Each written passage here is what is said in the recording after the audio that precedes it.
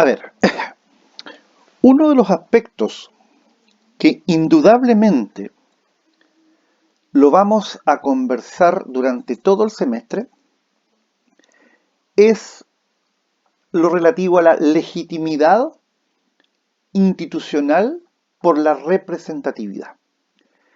¿Qué quiero decir con esto? Quiero decir que es muy importante para el desarrollo y el éxito de un proyecto político contar con una base electoral no solo al momento en que la autoridad es electa, sino que además ser capaz de tener presencia a nivel parlamentario que le brinde una mayoría necesaria para sacar adelante un proyecto político.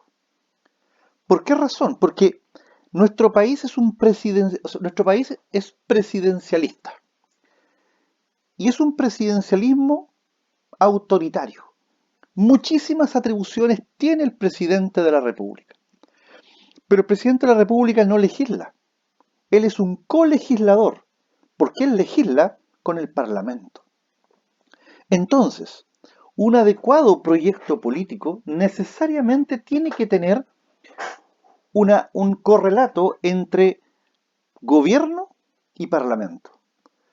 ¿Y por qué les digo esto? Porque aquellos gobiernos que no han tenido una base de sustentación, ya sea, por un lado, en las urnas y luego en los parlamentos, han visto o vieron altamente dificultados su quehacer para los efectos de poder implementar su dinámica, su proyecto o en general aquello que ellos pretendían para el país. Para efectos de poder sacar una conclusión de lo que estamos conversando, vamos a ir, ustedes van a tener en su material lo relativo a lo siguiente. Entre 1932 y 1973 se sucedieron con regularidad 8 elecciones presidenciales. Hubo 11 renovaciones parlamentarias y 12 elecciones municipales. Y si nosotros empezamos a mirar los resultados electorales, pero por favor no miren los números de votos, porque indudablemente la cantidad de electores era infinitamente inferior a la que es hoy en día, pero por favor vayan examinando los porcentajes. Porque de alguna manera, para que ustedes vean cómo a lo largo del tiempo ha sido altamente dificultoso obtener grandes mayorías. Y este problema es significativo, porque al no tener muchas veces grandes mayorías, se ha debido necesariamente entrar en una lógica de negociación, lógica de transacción. ¿Y eso qué es lo que ha implicado muchas veces? Retrasar o posponer muchas de las ideas que el proyecto político gobernante quería implementar. La famosa democracia de los acuerdos. Es decir, cuando en democracia lo que de alguna manera debería siempre, estar presente, es la idea de que la mayoría es la que adopta la decisión y la minoría tendrá que aceptar la decisión de la mayoría bajo la lógica de algún día esto se pueda llegar a revertir. Cuando sale electo don Arturo Alessandri en el año 1932, él obtiene una mayoría porcentual significativa, 54.64%, versus el candidato siguiente que solo obtuvo el 17,69%. El año 1938, Pedro Aguirre Cerda obtiene la más alta magistratura del país con un 50.26%. Y miren, el candidato que lo seguía obtuvo el 49,33% de los votos. O sea, cuando se ha criticado, esto que se dice que en nuestro país, antes de la última elección parlamentaria, Chile estaba en general gobernado por dos grandes bloques, dos grandes coaliciones, la Alianza por Chile y por otro lado la Concertación, bueno, el año 1938, básicamente habían dos figuras políticas que lograban atraer a casi el 100% de la población electoral.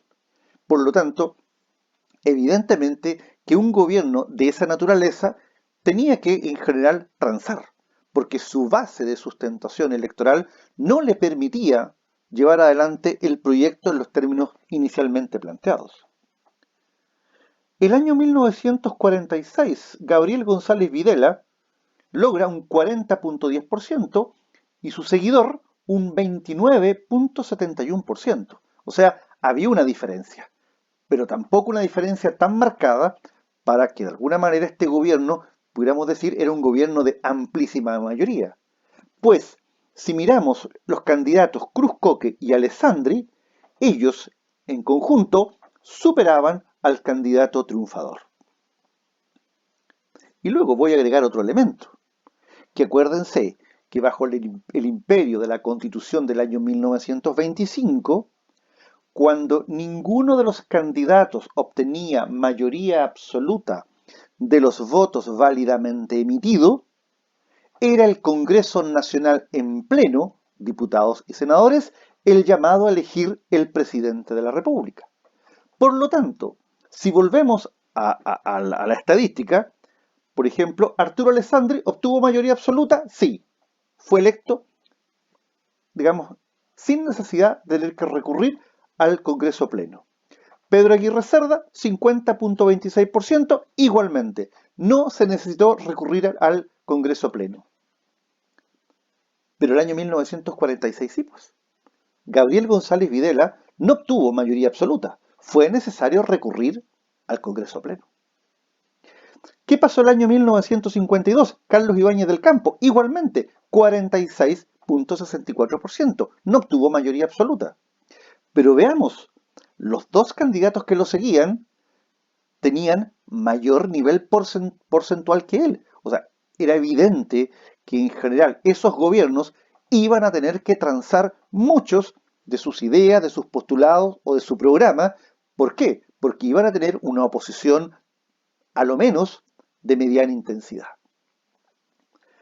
Ustedes pueden ver en la estadística del año 1952 cómo aparece por primera vez la figura de Salvador Allende, que fue su primer intento para llegar a convertirse en presidente de la República, obteniendo un 5,43% de los votos. ¿Qué pasó el año 58? Jorge Alessandri, 31,18%. Salvador Allende, 28,51%. Eduardo Frei, 20,45%. Luis Bozay, 15,36%. A ver, vaya quedándoles claro a ustedes lo siguiente. Chile es un país claramente fraccionado en lo político e ideológico. Por lo tanto, resulta en algún grado artificioso esta construcción de dos bloques o tres bloques. El alma política ciudadana en nuestro país está dividida, está fraccionada. O sea, pero es cosa de ver, Jorge Alessandri, el año 58, representaba a la derecha tradicional, o sea, a lo que es hoy día Renovación Nacional, la UDI no existía. Salvador Allende representaba a las corrientes de izquierda, el Partido Comunista, el Partido Socialista. Eduardo Frei representaba a la democracia cristiana.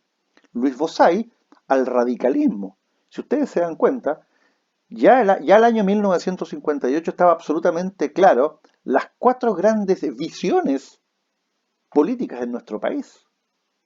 Y esto queda mucho más en claro el año 1964.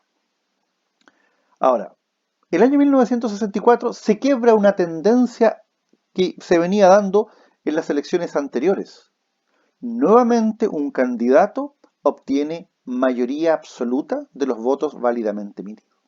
Y aquí, claramente, vemos cómo Eduardo Frei Montalva obtuvo el 55.67% de los votos, Salvador Allende ya en su tercer intento un 38.64% y don Julio Durán un 4,95%. Miren lo que es interesante y vean lo voluble que es la ciudadanía. Uno hoy día se sorprende cuando examina las encuestas de adhesión ciudadana, por ejemplo, en el caso del último gobierno de Michelle Bachelet digamos, segundo gobierno ahora de Sebastián Piñera, cuando uno los ve con la cantidad de votos que obtuvieron en la primera y segunda vuelta ambos candidatos en sus respectivas elecciones, y luego al cabo de 6 meses, 8 meses, un año, vemos encuestas donde no lograban repuntar el 20%, el 11%. La ciudadanía es tremendamente voluble. Piensen ustedes, la derecha chilena, que el año 1958 representaba el 31,18%, al año 1954 prácticamente desaparece. O sea, Julio Durán solo está en un 4,95%, es decir, un 5% versus el 31% de Jorge Alessandri. Y la pregunta es, ¿dónde se fueron ese 26%? Ese 26% se fue a Eduardo Frei. O sea, la derecha se acercó al centro y el centro obtuvo la votación. ¿Y por qué? Porque ya a esa altura se decía lo peligroso que era para Chile el proyecto de la centroizquierda. Entonces, como una manera de bloquear la llegada al gobierno de la izquierda, la derecha fue con el candidato Eduardo Frei. Porque la democracia cristiana tradicionalmente en nuestro país es un partido que bordea el 20%. Entonces, mágicamente, ¿cómo del 20 llegas al 55? Bueno, es ese 25% de la derecha que se fue a la democracia cristiana para evitar la asunción de Salvador Allende. Recordemos, 1964, plena Guerra Fría, o sea, a esa altura ya se había instaurado Cuba con su revolución y en general hoy día era una tremenda, un acto muy complejo, la relación que en ese minuto llevaban los Estados Unidos con la Unión de Repúblicas Socialistas Soviéticas. Por lo tanto, evidentemente había toda una temática de una sobreideologización. Llegamos entonces posteriormente a la elección del año 1970, y aquí ya esto comienza a ser un terreno mucho más conocido para ustedes, donde claramente el país, la foto del país fue un país absolutamente dividido en las tres corrientes de pensamiento político. La centroizquierda, el centro-centro y finalmente lo que es la centro-derecha o la derecha propiamente tal. Salvador Allende obtiene el 36,22%, Jorge Alessandri un 34,89% y don Radomiro Tomic un 27,81%. Si ustedes se dan cuenta ahora en el número de votos, la diferencia entre Salvador Allende y Jorge Alessandri fue extremadamente escueta. O sea, no más allá de 36, 37 mil votos entre ellos. Ahora bien, por los resultados fue necesario recurrir al Congreso Pleno. Y sobre el Congreso Pleno, yo en su minuto voy a volver a analizar esto porque esto es muy importante para poder comprender lo que ocurrió posteriormente el año 1973. O sea, no podemos entender 1973 si no entendemos lo que ocurrió en este periodo entre el 4 de septiembre de 1970 y el 4 de noviembre de 1970. Esos 2 meses fueron extremadamente significativos en el devenir y en el quehacer político futuro.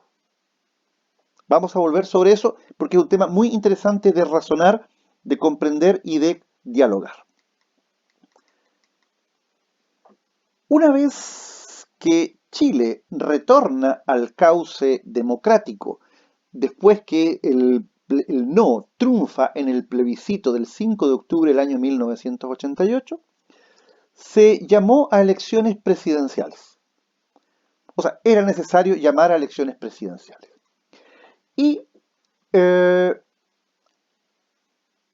A ver, ¿cuál era el itinerario constitucional?